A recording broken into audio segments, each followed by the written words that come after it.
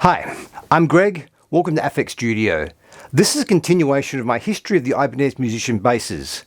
I have here what is either a prototype or a custom order version of the already fairly rare MC2940, which along with the fretted MC2924 were the last versions of Musician to be available outside of Japan. They gave them a new number by adding the 2, reduced the weight and then stopped building them. It has been pointed out to me though that Ibanez did build some non-musician models later on that used the same neck design, which should give them a similar even response and consistency of tone. Some of those were close to 5 kilos too for the full experience. I'm part of a couple of musician bass groups, and the question sometimes comes up as to how these ones compare to the earlier versions. These were produced at a time when Ibanez seemed to be cutting production costs and reintroduced budget instruments after not making any for close to 10 years. Ibanez were changing their style and presumably target market around the time these were released, so I suspect a lot of people missed them. I know I did. They've been gradually raising the price of musicians, so they were significantly more expensive than any of their other basses by that time. At this point they were using a lot of basswood for their bodies, which is easier to finish but less attractive to look at. So moving away from translucent finishes to solid colours, and a lot of the new instruments featured pointy headstocks, very different look and style to their previous instruments. I've heard from people who own and love these models, but hadn't found anyone who had played one along with the earlier versions to know how they compared, until now. Here's a quick comparison to the 3 main types of pickups used over the years, which is one of the most important questions about them. How do they compare? These all have the same type of strings.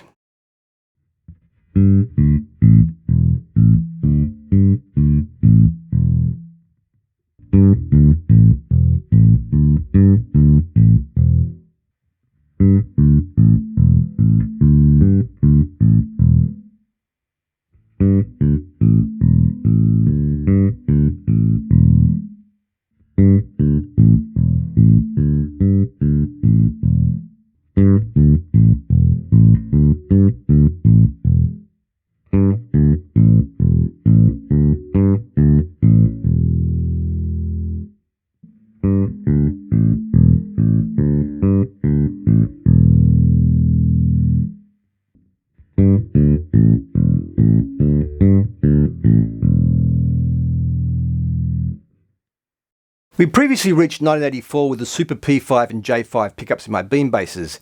Incidentally, speaking of beans, to answer a question for my first musician video, I read a new interview with Adam Clayton last week where he happened to mention recording with or without you on his bean bass, and that Edge used it for the bass part on 40. We're still missing the 85 version, which introduced Ibanez's first active pickups. All musician basses had used passive pickups up to that point, only the EQ was active. The active J60 was the same size as the previous P5 and J6 pickups. Worth noting that having been one of the first to incorporate active electronics into their basses with their EQs, the 85 version had passive tone controls. Which brings us to this one. These were produced in 86 and 87. Having stayed with the same model numbers for all the variations since late 79, it seems slightly surprising that they gave them a new number, even if it is close to the others. The MC824 was always passive, the MC924 and fretless MC940 were the same, but added an active EQ. Having looked at the 86 Japanese catalogue, I discovered they actually continued with the full-size body versions in 86, using the standard numbers, but only available in Japan. So I assume they gave these a new number as they did with the MC888 bean basses due to the different bodies. Other than the size and shape of the bodies, the specs on the 86 musician basses were the same, including the reduced headstock size. These introduced the low B pickup, which they continued to use for a few years on some of their higher end basses. The previous pickup, the active EMG style J60, was only used for a year. The low B is also an active EMG style design, this time in a new case which is slightly smaller than the original Super 4s and has a nice curved ledge to rest your thumb on. These are screwed into a shielded brass plate, with the Super 4s screwed into an aluminium plate. They returned to an active EQ, replacing the EQB with the EQB2. Only 2 bands, with the EQB had been 3. Still using an inductor capacitor based circuit and the legendary JRC 4558 op amp. Well shielded cavity as always, which is interesting in that low impedance pickups like EMGs don't usually need to be shielded or grounded. For the first time since late 79, they didn't have a passive tone control. The bodies on these are in between the MC888 bean basses and standard models in size and weight. I find it very comfortable to play.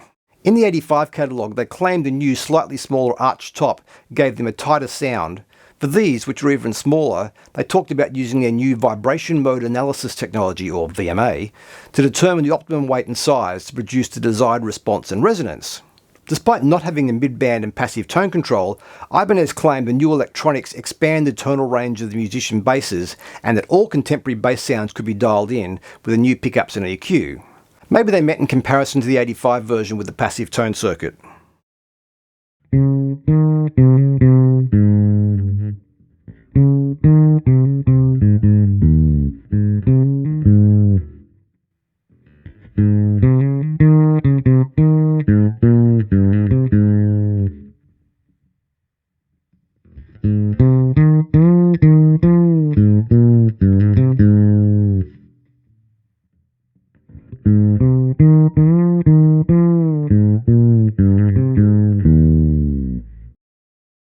They used these pickups and EQ for the versions produced in the early 90s that were also only sold in Japan. The passive tone control and EQ bypass switch returned on those. We've heard a rough comparison of the pickups, but let's compare the MC2940 to the MC940 from 1980.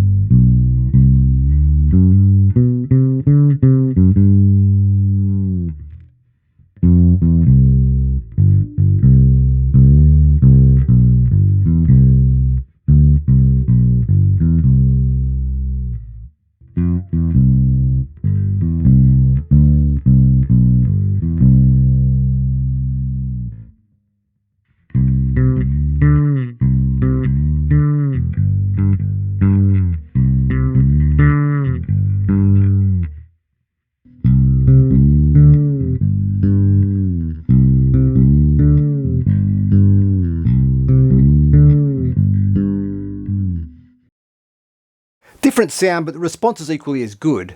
The neck pickups are in different positions on these basses, which means they will always sound a little different in the neck and middle positions, even if the pickups were exactly the same. These pickups are a lot brighter than the original Super 4s, definitely EMG-like in their high frequency extension and clarity. Researching these, I saw a claim that they were actually EMGs. I think this is extremely unlikely, as having EMGs would have been a selling point, and these use 20k pots where EMGs always use 25. Not a huge difference, but would seem to confirm they weren't EMGs. Construction-wise, important things are unchanged. Still using a solid ash body as they did since 1982. The neck angle is shallower, which means it doesn't need the brass plate underneath the bridge as they did for the first couple of years after this bridge was first introduced. They continued using a tuned response neck, which seems to be the key to their design brilliance. I confirm they're still using the steel bars as powerful magnets still stick to either side of the neck. This one is a bit of a mystery as it's a factory line fretless, which was never an option. It definitely hasn't been converted as the side dots are in the fretless fret positions, not in between frets like standard fretless basses. They've done an incredible job. The slots don't go all the way through to the side of the board on the bass side like a standard line fretless, solid ebony on the side.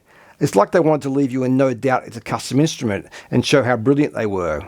Absolutely incredible workmanship to pull off. Only problem being it defeats the purpose of having lines when standing, as you can't see the positions, no different to an unlined fretless on the side of the neck.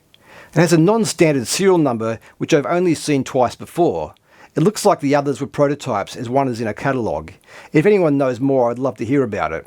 So once again, an incredibly crafted instrument. It sounds different to the others due to the pickups, but like all other musicians retains the incredibly even and consistent response from string to string and up and down the neck that makes the musicians sound so good.